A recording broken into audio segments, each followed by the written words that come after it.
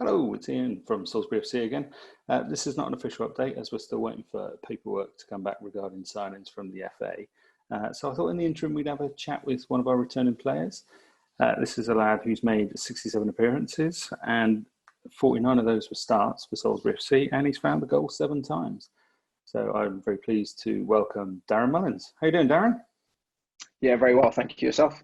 Yeah, very good, mate. Very good. So we're going to use the standard kickoff question for these times. How has the past few months been for you and your family? Yeah, it's been tough times for everyone, I think. But yeah, we've probably been luckier than a few. Been lucky with work, and I'm a teacher, so we're still getting full pay, which is not been the case for everyone. And families, all safe and well. So yeah, we've been okay, but we know it's been a tough time for everyone across the country and the world. So yeah, it's challenging, but we're getting through it. Yeah.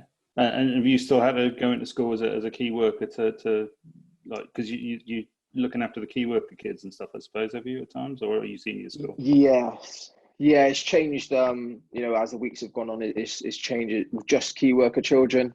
And obviously pupils are back at the moment, or some year groups are back. So I've been in part-time. Yeah. And then from next week, we're pretty much back in full-time. So, yeah, it's been a change that way as well, virtual learning and teaching online. But yeah, you have to think outside the box sometimes and find new ways. And yeah, it's been quite challenging, but exciting at the same time. Yeah, teaching is always challenging, I would have thought. So yeah, just a fresh challenge. Yeah. But we briefly spoke about the Black Lives Matter movement before this interview. Would you like to share your thoughts? Yeah, of course. Yeah. Obviously, it's been all over the news, the TV, and football, which is back on at the moment. It's been all over that, and yeah, it's obviously something that's very, very close to my heart. It's a movement that I think is needed to happen for a long time. I think people are aware that, or hopefully aware that, racism sadly is still not just part of football, but part of society in general. But hopefully things are changing. The next generation is coming through. I think they see things a lot different, and I think just stuff like the Black Lives Matter movement will just hopefully try and educate that small minority of people, and also just make some people that maybe not aware of that it still happens. Times have definitely come on, especially in football. From the times of stuff we used to see, bananas being thrown at John Barnes and black players not playing at clubs, etc. It's come a long way in that time, but it's probably not as visible maybe or accepted as it used to be, but it's still there. So yeah, we just hope this movement is not something that sort of comes and goes. It's something that really sort of resonates with a lot of people, and people start to stand up and take note of what's happening. And I'm sure Salisbury as a club are doing exactly the same. And they can use their sort of platform, and especially over social media and in the community to support that. Yeah, we never tolerate any racial incidents or homophobic incidents for that matter. So we've got a few quick fire facts just to get to know Darren Mullings a little bit. So we'll just fire through these very quick little questions. Favorite football team other than Salisbury? Manchester United. Favorite? I can't react. Favorite music? Hip hop, R&B. If it's nice and sunny outside, maybe a bit of house or dance music. Yeah, goes with the seasons. Yeah. Favorite food? Well, that's a tough one. I like a few different foods. As probably a few people know, I am vegan. So I do like a falafel and a bit of hummus now and again. So yeah, I'll probably stick with that one. Hobbies other than football? I wouldn't call it a hobby as such, but just spending time with the family and kids, really. That's something I love doing, and I think that's what a hobby is. So yeah, I would say just spending time with the family. Cool. Favorite movie? Pursuit of Happiness. It was a Will Smith movie. Will Smith, yeah. Some people may have seen it, but yeah, it's a good one. Favorite TV show?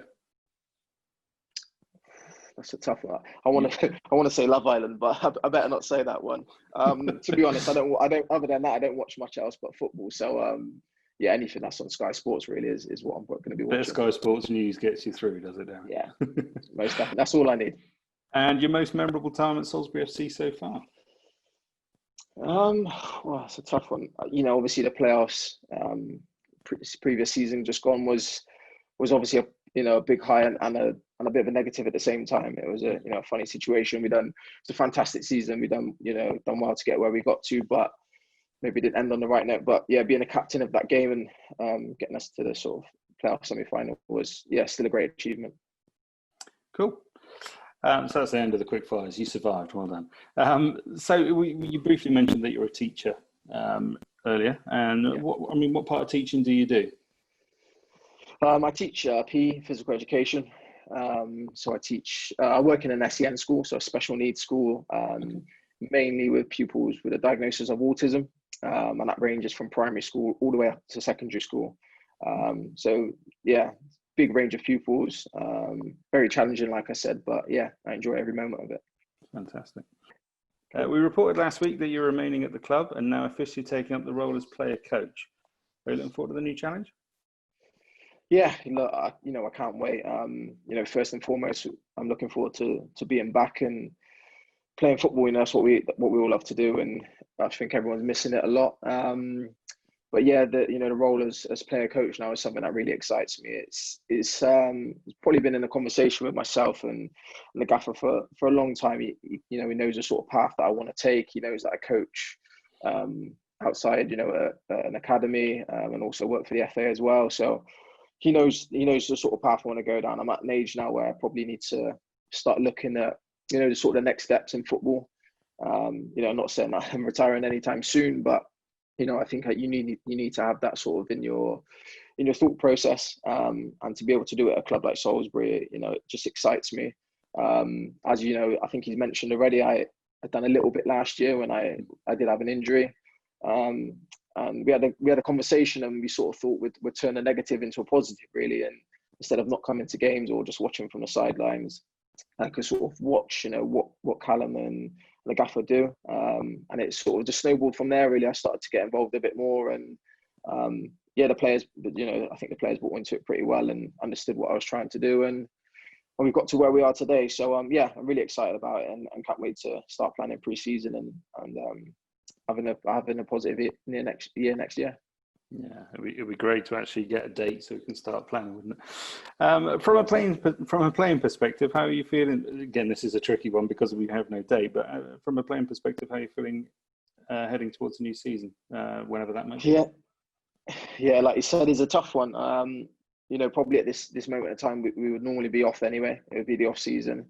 We've gone a long time without touching a ball, really. So I know everyone's sort of finding ways to play football, obviously doing it safely with the current restrictions that everyone's under, and you're just trying to stay as fit as you can. You know that it could come around anytime soon. You might be told in the next few weeks we're back for pre-season, or it might be a lot longer. So it's trying to find that balance between staying fit but also not trying to overdo it. You don't want to come up with any niggles or little injuries. You want to be ready, fresh. We're going to have plenty of time to build up that fitness, ready for the first game of the season or pre-season. So yeah, you just got to find that balance. Everyone's different. Younger players might be different to the older ones, or everyone just knows their own bodies and what they need and how long they need to be ready and raring to go for the new season. And your downtime must be as important as kind of your fitness as well. You do need to take some downtime, I would have thought, but keeping that kind of level of fitness so you're ready just to up it as and when you get the call. Yeah, I've had this conversation with the gaffer. I think some clubs are going back at the moment, and everyone's different. But I think you need that time away. You don't want to be burnt out already, and from football, and it might not be starting until January time. No one really knows at the moment. So I think once we get a clear date of when the season is hopefully going to start, then everything can be ready and prepared to go whenever we get the green light.